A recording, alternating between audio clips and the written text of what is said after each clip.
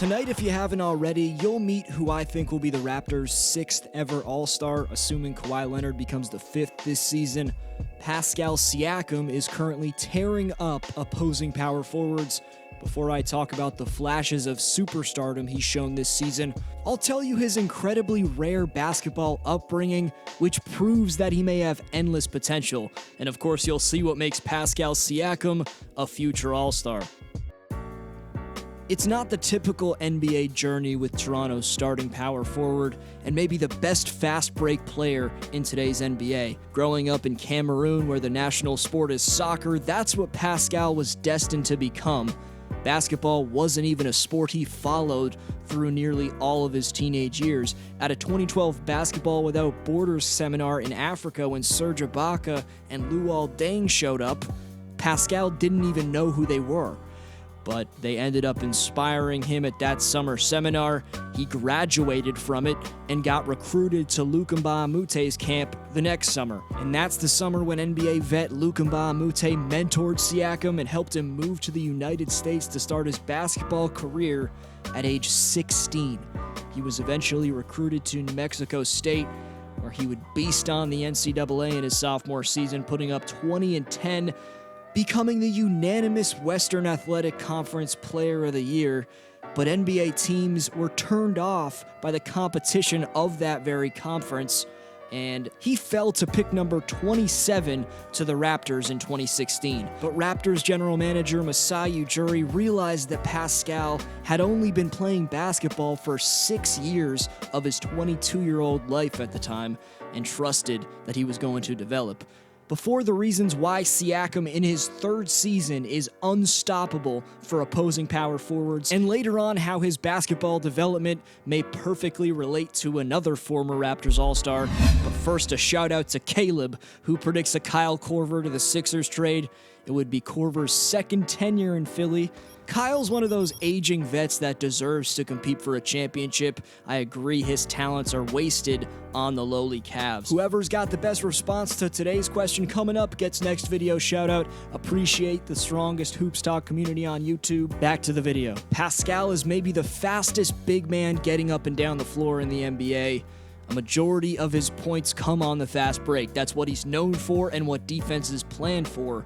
But now, in his 3rd NBA season, he's brought a whole other element to his game in his ball handling. It's something opposing foremen don't expect him to do, but after he grabs a board, he'll just break out in transition like he's LeBron, and with his long frame, he gallops to the rim in a matter of seconds, making up a ton of ground with each dribble.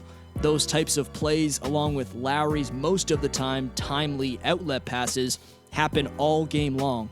It shouldn't be a surprise that Pascal has developed a three-point shot, a 9% improvement from last season.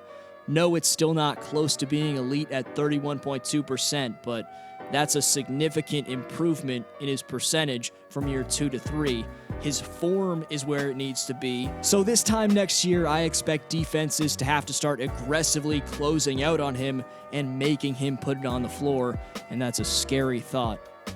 Whether he's taking someone off the dribble in the half court or pushing the ball in transition like an animal, he's constantly going to the spin move.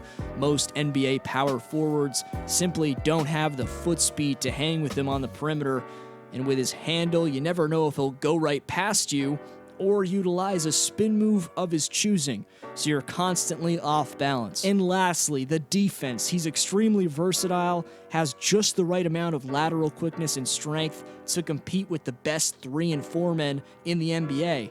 He's not a fun player to match up against. More on that in just a little bit. Right before all the qualities that make Pascal a future All-Star, Siakam and DeRozan's development has looked fairly similar through their first 2 years. I see similarities as well in their slashing abilities. Only difference with them is Siakam doesn't have DeMar's mid-range game.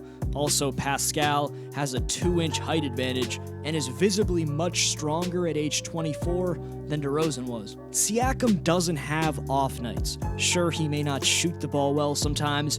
Here's what makes him so valuable, though. He leads by example with every hustle play he makes, all the energy he brings on and off the floor to his teammates, with the vibrant and impressive personality he's displayed.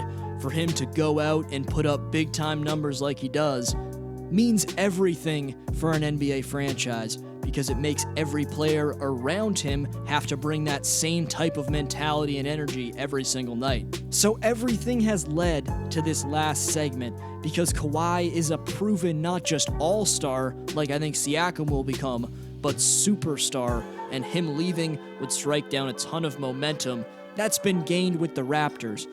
But if Siakam keeps doing what he's doing, knock on wood he stays healthy, it's tough to see Kawhi leaving a guy like that, not to mention all the other flashes of stardom being shown by an abundance of Toronto role players. If you're new and enjoyed for NBA stories, bold predictions, hot takes, updates, be sure to hit subscribe to stay tuned. The Community Speaks question is, are you a believer in the Siakam hype? Best answer gets next video shout out. Thanks the world for watching. This has been D-Flow.